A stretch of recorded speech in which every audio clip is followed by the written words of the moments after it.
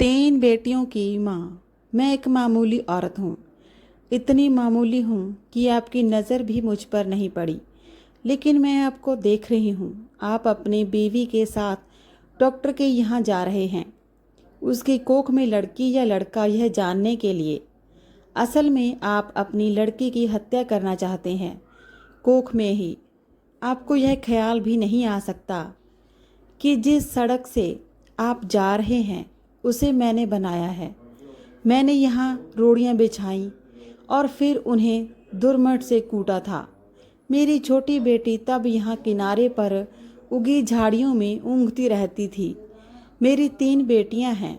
मेरा आदमी कहता था कि अगर बेटा नहीं हुआ तो मुझे छोड़ देगा।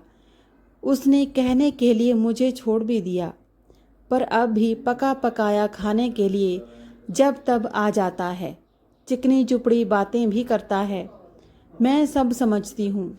फिर सोचती हूँ, चलो मेरी बेटियों का बाप है। कमाल है, जिन बेटियों से वह छुट्टी चाहता था उन्हीं बेटियों के नाम की थाली में उसे परोस देती हूँ। यह समझता है बेटियाँ बोझ हैं। मेरी तीनों बेटियाँ सांवली हैं। उनकी काली आँखें हैं, बड़ी बड़ी पके जामुनों जैसी, और हाथ बड़े फुर्तीले हैं। खूब काम करती है। मेरी ही तरह वे तरह तरह के धंधे पीटेंगी, पर फिर भी उनके होने से मुझे बड़ी तसल्ली है। मैं अकेली तो नहीं हूँ ना। तुम समझते हो लड़कियाँ बेकार होती हैं, औरतों के कामों को आप जानते ही नहीं। अरे देखो, मैंने सड़क बनाई, धान की रोपाई की, कपास चुना, कपड़े की फैक्ट्री में रीलिंग की, आलू खोदे, 3 बेटियों को जन्म दिया, पाला पोसा। क्या मैं बेकार हूँ? ये जो तुम चाय पीते हो इसकी पत्तियाँ भी लड़कियाँ ही चुनती हैं, और क्या क्या नहीं करती। इतने धंधे औरतें करती हैं कि गिनवाने मुश्किल। और तुम्हारा ये सूटर कोई 1 पाउंड का होगा। 1 पाउंड ऊन इतनी होती है कि दिन रात लगाकर 3 दिन में उसका सूटर बनता है, जिसके मुझे 12 रुपए मिलते हैं।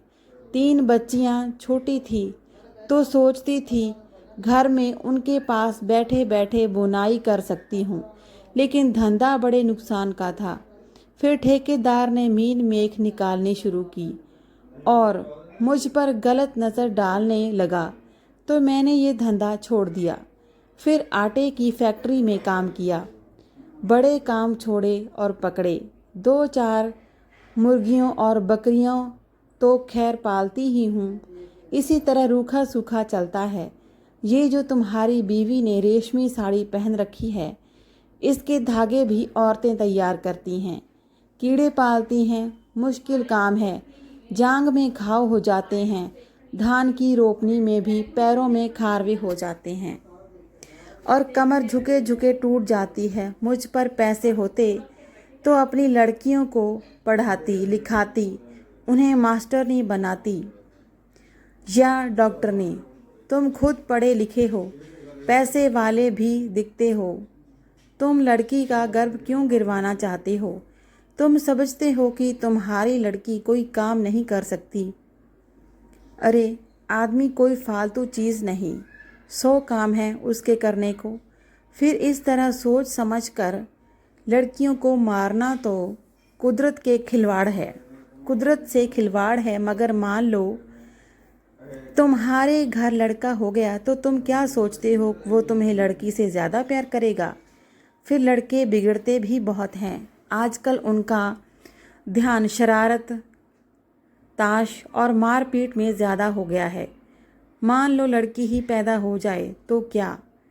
तुम उसे पढ़ाना लिखाना, वो तुम्हें खूब प्यार करेगी। लड़कियां माँ बाप जो खूब प्यार करती हैं। तुम्हारे घर में रौनक होगी सो अलग से। तुम सोचते हो दहेज देना पड़ेगा तो तुम उसे खाने कमाने लायक कर देना। दहेज मांगने वाले से शादी मत करना। हो सकता है आप ही ऐसा लड़का मिल जाए जो बिना दहेज की शादी कर ले। अगर ना मिले तो क्या, वो कमाएगी खाएगी और तुम्हारा सहारा बनेगी। हो सकता है वह तुम्हारा नाम रोशन कर दे। तुम्हारे लिए क्या पैसा ही सब कुछ हो गया, या दुनिया का डर अपनी बेटी से भी बड़ा हो गया? आखिर तुम अपनी बेटी को प्यार तो कर ही सकते हो, और बेटी भी तुम्हें प्यार कर सकती है। माँ बाप और बच्चे का इतना रिश्ता बहुत हुआ। इसके लिए तो आदमी जीता है, पैसे को चाहे जितना मानो, पर मोह ममता फिर भी बड़ी चीज़ है। इसे बनाए रखने में ही खैर है। नहीं दुनिया उजड़ी समझो। कुदरत के साथ इतनी मनमानी अच्छी नहीं। लड़कियों को तुम ऐसे ही गिरवाते रहे तो औरतें कितनी कम हो जाएंगी। फिर तुम उनके लिए कुत्तों की तरह लड़ोगे। दहेज के डर से आज उन्हें मरवा सकते हो तो कल फिर पैसे के लालच में बेचोगे भी। इस तरह क्या दुनिया बड़ी अच्छी हो जाएगी, या तुम्हारे घर परिवार में खुशियां छा जाएंगी? तुम जो रेशमी साड़ी पहनकर इसके साथ चली आई हो, इससे इतना डरती क्यों हो? सोचती हो यह तुम्हें छोड़ देगा? ये मिचमिची आँखों वाला अगर तुम्हें छोड़ भी दे तो क्या तुम मर जाओगी? मैं तो पढ़ी लिखी भी नहीं थी, मैं तो तानों से नहीं डरी। आदमी ने छोड़ने की धमकी दी तो कह दिया ले छोड़ दे। अब भी मेहनत करके खाती हूँ, तब भी मेहनत कर लूँगी।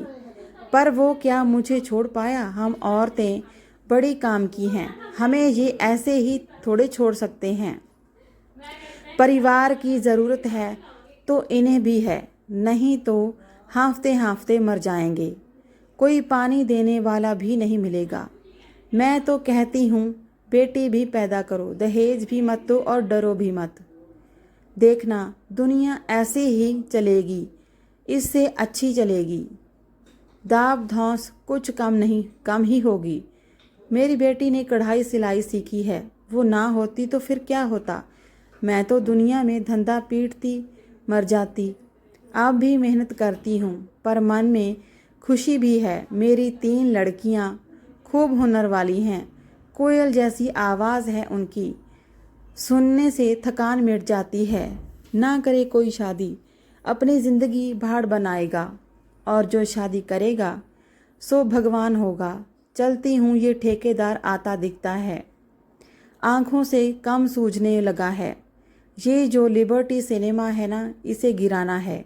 मालिक यहाँ पूरी बाजार भर दुकानें बनवाना चाहता है।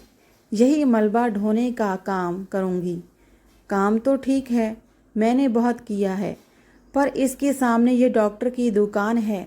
यहाँ लड़का लड़की टेस्ट होता है। बस इसे देख देख के मन में बेचैनी बनी रहती है।